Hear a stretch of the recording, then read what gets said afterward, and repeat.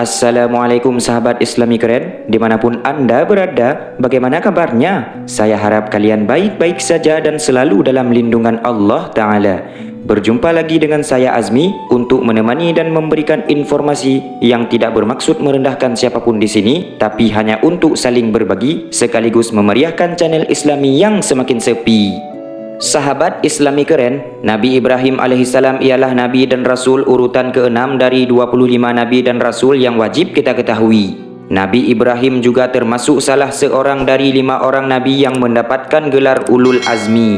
Di antaranya yaitu Nabi Nuh alaihissalam, Nabi Musa alaihissalam, Nabi Isa alaihissalam, Nabi Muhammad sallallahu alaihi wasallam dan Nabi Ibrahim itu sendiri. Selain mendapatkan gelar Ulul Azmi, ia juga mendapatkan gelar Khalilullah yang berarti kesayangan Allah. Kisah tentang Nabi Ibrahim yang sangat terkenal di antaranya ialah ketika beliau menghancurkan semua berhala-berhala yang kemudian membuatnya dibakar dalam kobaran api oleh kaumnya sendiri. Sahabat Islami keren, menurut pendapat yang sahih, Nabi Ibrahim alaihissalam lahir di Babilonia, yaitu negara Irak kuno. Menurut Syekh Al-Hafidh bin Asakir radhiyallahu anhu, nama ibu Nabi Ibrahim ialah Amilah. Sedangkan mengenai nama ayahnya, terdapat perbedaan pendapat di sana. Menurut para ahlul kitab, silsilah Nabi Ibrahim alaihissalam ialah Ibrahim bin Tarikh, bin Mahur, bin Saruh, bin Ra'u, bin Falih, bin Abir, bin Shalih ataupun Shelah, bin Arfaksad, bin Sam, bin Nuh alaihissalam. Sedangkan Ibnu Jarir radhiyallahu anhu berkata, yang benar adalah bahwa nama ayahnya ialah Azar. Mungkin saja ia mempunyai 2 nama dan bisa jadi dari kedua nama itu salah satunya adalah gelar. Pendapat ini masih mengandung berbagai kemungkinan. Demikianlah yang terdapat dalam kitab Qisasul Anbiya karya Syekh Ibnu Katsir radhiyallahu anhu. Sahabat Islami keren yang dimuliakan Allah, jika kita melihat silsilah nasab Nabi Ibrahim alaihissalam, beliau merupakan generasi ke-10 dari Nabi Nuh alaihissalam dan sekaligus membuktikan bahwa Nabi Ibrahim alaihissalam hidup setelah Nabi Nuh alaihissalam. Nabi Ibrahim juga mempunyai 2 saudara laki-laki yang bernama Nahur dan Haran.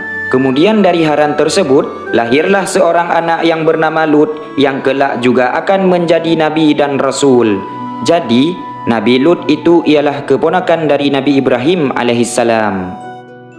Sahabat Islami keren, Nabi Ibrahim ini adalah orang yang dipilih oleh Allah untuk menghilangkan kebatilan yang ada pada kaumnya. Jadi dikisahkan pada ketika itu, orang-orang pada zaman Nabi Ibrahim ialah orang-orang yang sangat kufur kepada Allah Subhanahu wa taala. Mereka menyembah berbagai hal. Ada yang berkiblat ke kutub selatan dan menyembah 7 bintang dengan berbagai bentuk perkataan dan perbuatan. Ada juga yang menyembah matahari, bulan, dan bahkan mereka menyembah berhala-berhala yang mereka buat sendiri. Bahkan yang lebih parahnya, ayah Nabi Ibrahim yang bernama Azar itu ialah seorang seniman pembuat patung untuk orang-orang pada ketika itu. Disinilah tugas Nabi Ibrahim alaihissalam. Ia diutus yaitu untuk menghilangkan kejahatan dan kebatilan tersebut. Allah memberikan kecerdasan dan hidayah kepada Nabi Ibrahim semenjak ia masih kecil, lalu menjadikannya sebagai seorang rasul dan kemudian mengangkat Nabi Ibrahim sebagai kekasihnya Allah Azza wa Jalla. Sahabat Islami keren yang dimuliakan Allah, tatkala telah sampai perintah dakwah kepadanya, Nabi Ibrahim kemudian mulai memberi dakwah kepada keluarganya yang paling dekat. Ya, dikarenakan ayah Nabi Ibrahim ini ialah penyembah sekaligus pembuat berhala, maka inilah tugas Nabi Ibrahim yang pertama. Nabi Ibrahim alaihissalam ialah seseorang yang sangat lembut, santun, serta selalu memberi dakwah secara rasional dan masuk akal. Hal itu pun terbukti ketika beliau mengajak ayahnya kembali kepada kebenaran. Nabi Ibrahim mengajak ayahnya untuk kembali berpikir secara sebenarnya dengan berkata, "Wahai bapakku, mengapa kamu menyembah sesuatu yang tidak mendengar, tidak melihat, dan tidak dapat menolong kamu sedikit pun? Wahai bapakku, wahai ayahku, sesungguhnya telah datang kepadaku sebagian ilmu yang tidak datang kepadamu. Maka ikutilah aku, niscaya aku akan menunjukkan kepadamu jalan yang benar." Bahkan sampai 4 kali Nabi Ibrahim memanggil ayahnya dengan nada yang penuh dengan kelembutan. Meskipun beliau lebih tinggi derajatnya di sisi Allah, namun beliau tetap berkata dengan lemah lembut kepada ayahnya yang kufur kepada Allah. Masya Allah, sungguh luar biasa Nabi Ibrahim ini ya teman-teman. Sahabat Islami keren, karena Nabi Ibrahim ini berdakwah dengan logika. Ayahnya tidak bisa mendebat perkataan Nabi Ibrahim. Ia tidak mampu menciptakan argumen untuk membantah perkataan anaknya itu. Lantas, apa yang dilakukannya? Ya, ayahnya kemudian menaikkan nada suaranya dengan berkata, "Araghibun anta an alihati ya Ibrahim? Bencikah kamu kepada Tuhan-Tuhanku, hai Ibrahim? La illam tantahi la arjumannak. Jika kamu tidak berhenti, maka niscaya kamu akan kurajam. Wahjurni maliyan, dan tinggalkanlah aku buat waktu yang lama." Begitulah perkataan ayah Nabi Ibrahim kepada anaknya yang sedang memberi petunjuk kepadanya. Namun, Nabi Ibrahim ini orangnya sangat tidak tegaan atau mudah beribah hati teman-teman.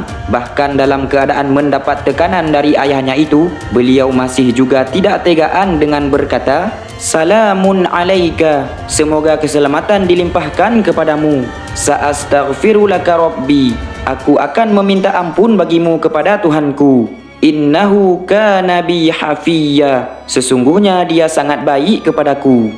Inilah maksud tidak tegaan di sini teman-teman. Beliau tidak tega melihat ayahnya ditimpa azab karena kekufurannya, sehingga membuat Nabi Ibrahim ini berkata akan memintakan ampun untuk ayahnya sekalipun ayahnya itu ingkar, agar ayahnya tidak mendapat siksa di akhirat kelak. Tentunya sebagai muslim, kita dilarang untuk meminta keselamatan bagi orang-orang di luar agama Islam. Karena itu merupakan hak prerogatif Allah yang tidak bisa diganggu-gugat. Kalau kita meminta hidayah untuk mereka tidak ada salahnya. Silahkan saja. Tapi kalau urusan keselamatan, biar Allah saja yang berhak mengaturnya. Sahabat Islami keren, karena Nabi Ibrahim sudah terlanjur berkata demikian kepada ayahnya, di akhirat kelak, Nabi Ibrahim menepati janjinya dengan meminta ampun kepada Allah untuk ayahnya. Namun, setelah mengetahui jika ayahnya itu merupakan musuh daripada Allah, ia pun kemudian berlepas diri dari ayahnya itu. Sahabat Islami keren yang dirahmati Allah, setelah menerima ancaman dan bahkan pengusiran dari ayahnya, Nabi Ibrahim kemudian mengalihkan fokus dakwahnya kepada orang yang lebih luas. Ia kemudian pergi ke negeri Harran atau sekarang dikenal dengan kota Charhai yang berada di negara Turki. Sesampainya di sana, Allah memperlihatkan kepada Nabi Ibrahim tanda-tanda keagungannya yang ada di langit dan di bumi, agar Nabi Ibrahim menjadi bertambah yakin dan menjadikan tanda-tanda tersebut sebagai hujjah atau bahan dakwah kepada kaumnya yang juga menyembah benda-benda langit seperti bintang, bulan, dan matahari. Lalu pada suatu malam, Nabi Ibrahim kemudian kembali berdakwah dengan argumen akal sehat. Kali ini, kaumnya yang menyembah benda-benda langit menjadi fokus dakwahnya. Tatkala mereka melihat bintang, Nabi Ibrahim berkata, "Inilah Tuhanku." Di sini, beliau sengaja memposisikan dirinya sebagai orang penyembah bintang agar dakwahnya mudah diterima oleh kaumnya tersebut. Kemudian tatkala bintang itu tenggelam, Nabi Ibrahim berkata, "Saya tidak suka kepada yang tenggelam." Subhanallah. Seharusnya sampai di sini, para penyembah bintang itu telah sadar bahwa Nabi Ibrahim ingin mengatakan, kalian jangan menyembah bintang karena keberadaannya tidak abadi sehingga tidak layak disebut sebagai Tuhan. Kemudian tatkala melihat bulan, Nabi Ibrahim berkata, "Inilah Tuhanku." Ia lanjut memposisikan diri sebagai penyembah bulan pula. Maka tatkala bulan juga terbenam, ia berkata, "Sesungguhnya jika Tuhanku tidak memberi petunjuk kepadaku, niscaya aku termasuk orang-orang yang tersesat." Kemudian tatkala pagi menjelang, terlihatlah matahari terbit. Lalu Nabi Ibrahim kembali berkata, "Inilah Tuhanku, ini lebih besar." Lihatlah teman-teman, kecerdasan Nabi Ibrahim dalam berdakwah. Ia selalu memposisikan dirinya sebagai objek dakwah agar mempermudah kaumnya memahami hal tersebut. Maka tatkala matahari juga terbenam, Nabi Ibrahim kemudian berkata, "Hai kaumku, sesungguhnya aku berlepas diri dari apa yang kamu persekutukan." Di sini Nabi Ibrahim ingin mengajak agar kaumnya bisa berpikir kritis. bahwa sesembahan mereka semua itu tidak layak untuk disembah karena sifatnya yang sementara. Ia ingin kaumnya menyadari bahwa yang paling layak disembah ialah Rabb sekalian alam, Tuhan yang menciptakan dan menundukkan semua benda-benda langit yang tadi itu. Begitulah maksud Nabi Ibrahim. Namun, karena kaumnya justru membantah perkataan beliau, ia kemudian tidak mau lagi mengurusi orang-orang yang tidak mau menerima petunjuk yang benar. Kalau bahasa TikTok sekarang mah, suka-suka kelen lah. Begitulah Nabi Ibrahim tidak memperdulikan mereka lagi. Sahabat Islami keren, kemudian setelah berdakwah dan tertolak oleh kaumnya yang menyembah benda-benda langit, lalu Nabi Ibrahim kembali lagi ke tanah kelahirannya. Kali ini yang menjadi target dakwahnya ialah para penyembah patung-patung berhala buatan ayahnya yang berada di negeri Babilonia, Irak. Sungguh, Nabi Ibrahim yang semenjak kecil sudah berakal cemerlang, sangat-sangat benci pada patung-patung yang dibuat ayahnya sejak lama dahulu. Bahkan dikisahkan, beliau pernah menunggangi patung yang paling besar telinganya di sana, yang bernama Mardukh, sebagai bentuk ejekan kepada berhala tersebut. Padahal pada ketika itu, Nabi Ibrahim masih berusia 7 tahunan. Apalagi setelah kembali dari Turki sana, tentunya ia bertambah yakin akan kesesatan ayah dan kaumnya tersebut. Setibanya Nabi Ibrahim kepada kaumnya, beliau mengingatkan mereka melalui perdebatan dialogis atas tindakan mereka menyembah patung-patung tersebut dan menjelaskan bahwa perbuatan mereka itu adalah bentuk dari kesesatan yang nyata. Nabi Ibrahim kemudian berkata kepada ayah dan juga kaumnya, "Apakah yang kamu sembah?" Mereka menjawab, "Kami menyembah berhala-berhala dan kami senantiasa tekun menyembahnya." Kemudian Nabi Ibrahim lanjut berkata, "Hal yasma'unakum idh tad'un?" Apakah berhala-berhala itu mendengar doamu sewaktu kamu berdoa kepadanya? Au yanfa'unakum au yadurrun? Atau dapatkah mereka memberi manfaat atau memberi mudarat kepada kalian? Nah, ketika pertanyaan tersebut ditanyakan Nabi Ibrahim, mulailah mereka mengedepankan kebodohan dan keegoisan mereka dengan menjawab, "Bal wajadna aba'ana kadzalika yaf'alun." Bukan karena itu, sebenarnya kami mendapati nenek moyang kami berbuat demikian. Lihatlah jawaban mereka, teman-teman. Sebenarnya mereka menerima realitas bahwa perkataan Nabi Ibrahim itu benar, tapi mereka senantiasa melakukannya karena ingin mengikuti kesesatan dan kebodohan nenek moyang mereka. Seolah-olah mereka berkata, "Kalau ini mau gue, lo mau apa?" Itulah maksudnya. Ya, karena itu perkataan mereka, maka pantaslah Nabi Ibrahim lalu menjawab, "Fa innahum aduwwul li illa rabbal alamin." Maka sesungguhnya apa yang kamu sembah adalah musuhku, kecuali Tuhan semesta alam. Alladzi khalaqani fahuwa yahdin, yaitu Tuhan yang telah menciptakan aku, maka dialah yang menunjuki aku, dan Tuhanku. Demikianlah Nabi Ibrahim telah menghina, merendahkan, menguliti ketidakberdayaan patung-patung itu, dan dia melepaskan diri dan tidak menghargai keberadaan berhala-berhala sesembahan mereka. Pada ketika itu, hanya istri Nabi Ibrahim yang bernama Sarah dan keponakannya Nabi Ibrahim yang bernama Lut yang beriman pada penyampaian Nabi Ibrahim alaihissalam. Ya, dari sekian banyak manusia di muka bumi, hanya 3 orang itu yang masih mengenal Allah Sang Pencipta alam. Sahabat Islami keren, mendengar pernyataan Nabi Ibrahim itu, kemudian kaumnya bertanya, "Apa yang Anda katakan kepada kami dan Anda jadikan untuk menghina Tuhan-Tuhan kami serta mengutuk nenek moyang kami itu benar atau hanya permainan belaka?" Nabi Ibrahim kemudian menjawab, "Rabbukum Rabbus samawati wal ard." Sebenarnya Tuhan kamu ialah Tuhan langit dan bumi. Alladzi fatarahunna, yang telah menciptakannya. Wa ana ala dzalikum minasyahidin, dan aku termasuk orang-orang yang dapat memberikan bukti atas yang demikian itu. Tak hanya itu, Nabi Ibrahim juga bersumpah akan melakukan kerusakan terhadap patung-patung itu dengan berkata, "Wa tallahi la'akidanna asnamakum ba'da an tuwallu mudbirin." Demi Allah, sesungguhnya aku akan melakukan tipu daya terhadap berhala-berhalamu sesudah kamu pergi meninggalkannya. Sahabat Islami keren, jadi kaum Nabi Ibrahim yang berada di Babilonia ini, mereka mempunyai hari perayaan atau semacam hari raya gitu, di mana setiap 1 tahun sekali mereka pergi ke luar desa mereka. Di hari itulah maksud Nabi Ibrahim, ia akan melakukan perbuatan yang menghinakan berhala-berhala sialan itu. Singkat cerita, tibalah hari perayaan tersebut.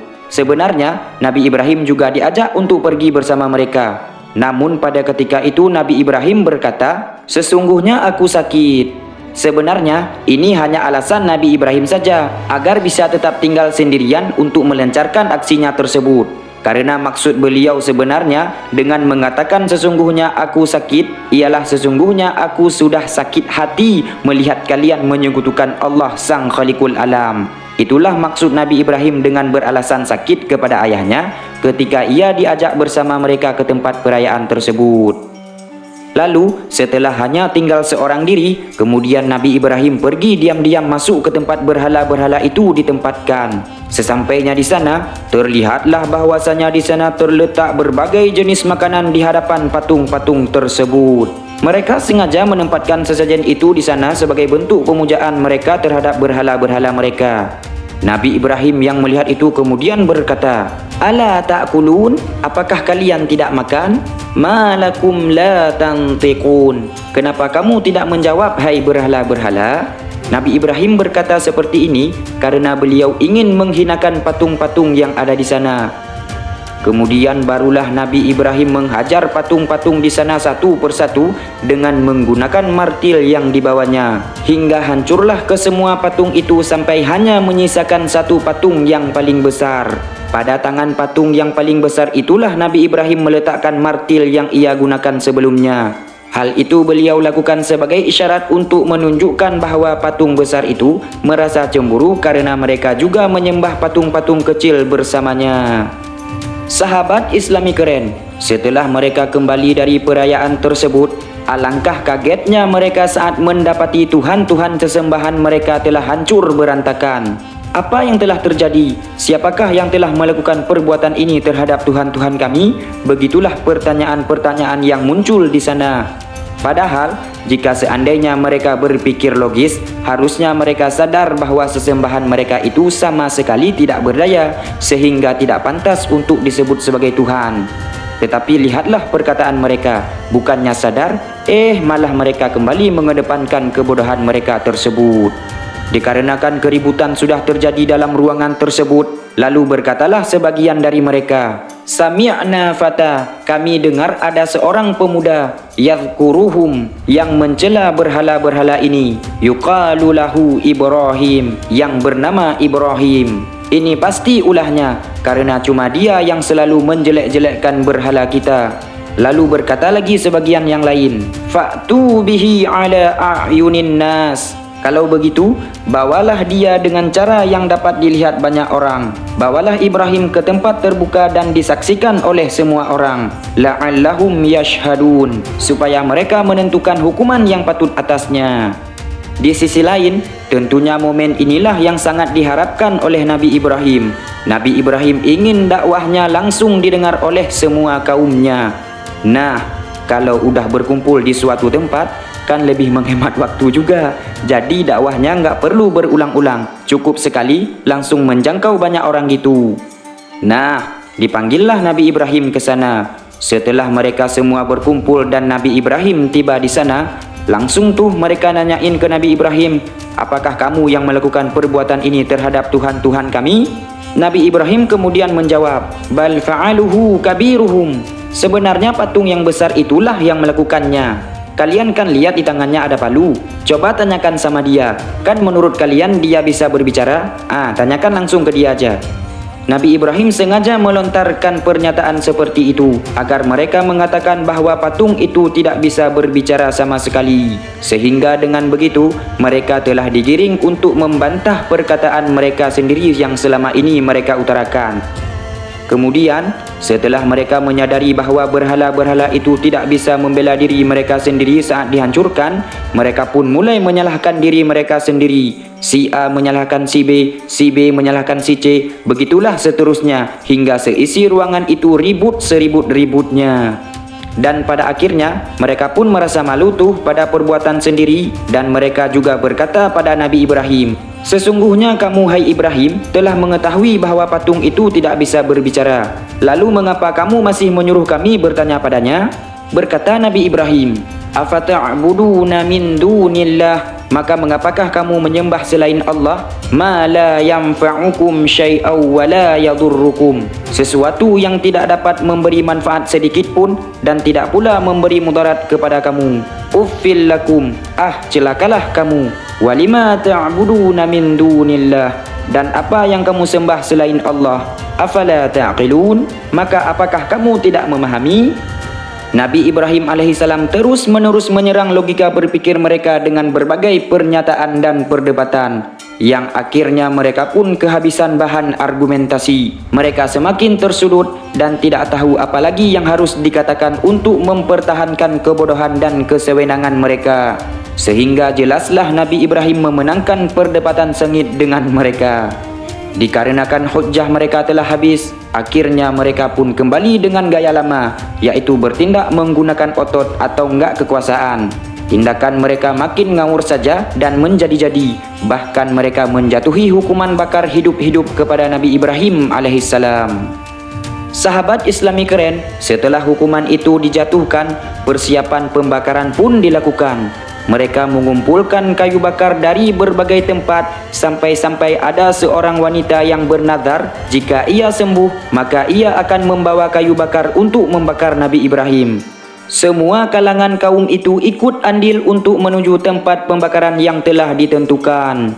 Setelah kayu terkumpul, lalu dinyalakanlah api oleh mereka. Api itu menyala-nyala dan berkobar sangat tinggi dan dahsyat. Saking dahsyatnya api tersebut, mereka sampai harus menyiapkan manjanik atau sejenis ketapel besar untuk melempar Nabi Ibrahim dari kejauhan, karena tidak bisa mendekat karena besarnya kobaran api yang mereka nyalakan itu. Nabi Ibrahim terus-menerus memuji Allah saat mereka mengikatnya sebelum dilempar ke dalam kobaran api. Hasbunallah wa ni'mal wakil. Cukuplah Allah sebagai pelindung kami, dan Allah adalah sebaik-baik pelindung. Begitulah Nabi Ibrahim terus berucap. Kemudian tatkala Nabi Ibrahim dilemparkan ke dalam kobaran api itu, Allah berfirman kepada api, "Ya naru, wahai api, kuni bardan wa salaman ala Ibrahim." Menjadi dinginlah dan menjadi keselamatanlah bagi Ibrahim. Begitulah ketika Allah ingin menyelamatkan atau memusnahkan seseorang ataupun suatu kaum, Allah hanya perlu memerintahkan makhluknya dengan berfirman, lalu makhluknya pun tunduk dan patuh kepada perintah Allah Sang Khaliqul Alam. Ibnu Abbas dan Abu Aliyah radhiyallahu anhuma berkata, seandainya Allah tidak menyatakan kalimat menjadi keselamatanlah bagi Ibrahim, niscaya Nabi Ibrahim akan kesakitan karena kedinginan. Subhanallah. Dalam kobaran api itu hanya tali pengikat yang terbakar, sementara tubuh Nabi Ibrahim sama sekali tidak disentuh kobaran api tersebut. Walaupun Nabi Ibrahim sampai 40 atau 50 hari dalam kobaran api tersebut, Nabi Ibrahim justru merasakan hidup yang paling nyaman, tentram dan damai melebihi waktu-waktu lain dalam kehidupannya. Masya Allah, lihatlah bagaimana jika Allah telah berkehendak. Terlalu mudah bagi Allah untuk menyuruh makhluk ciptaannya sesuai kehendak dan kuasanya. Sahabat Islami keren yang dirahmati Allah, itulah kisah mulai dari silsilah hingga perjalanan dakwah awal Nabi Ibrahim alaihissalam kepada kaumnya. InsyaAllah pada video yang akan datang, kita bisa melanjutkan kisah beliau dari mulai berdebat dengan Raja Namrud, kelahiran Nabi Ismail, awal mula sumur Zamzam, kelahiran Nabi Ishak, dan kisah-kisah menarik lainnya. Intinya, doain ya teman-teman, semoga saya konsisten upload video. Soalnya makin ke depan, makin banyak pula hal-hal menarik yang perlu kita ketahui. Gitu ya. Wallahu a'lam bissawab. Saya Azmi mewakili tim Islami keren yang bertugas berterima kasih atas segala perhatian. Mohon maaf atas segala kesalahan pengucapan. Akhirul kalam. Wassalamualaikum warahmatullahi wabarakatuh.